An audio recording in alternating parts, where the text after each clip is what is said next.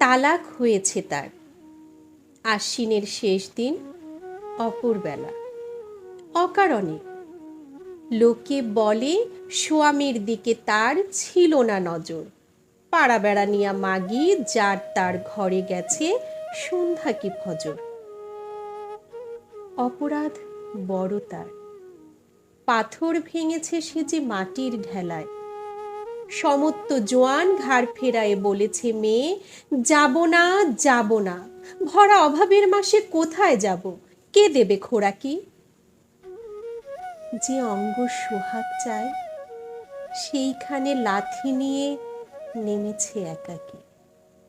অন্ধকারে নামতে হয়েছে তাকে, তার কথা হয় নাই শোনা। স্বামীর ঘর থেকে তালাক হয়েছে তার, চটেনি তালাক জীবনের কাছ থেকে। জীবন নিয়েছে তারে অন্ধকারে টেনে। মজা পুকুরের পাড়ে 3 পুরুষেরা তার দেহ খাড়া ছেনে চিনিয়ে দিয়েছে দেহ। জীবনের কানা গলি, অন্ধকার বাঁক। বুকের আগুন আজ জ্বেলেছে সে তার দেহে, দেহের খাঁচায়। বধূ নয়, মাতা নয়, সে এখন শুধু এক সর্বনাশা মেয়ে। সংসারের কুল ভাঙে উথাল গাঙের কালো অন্ধ জল হয়ে।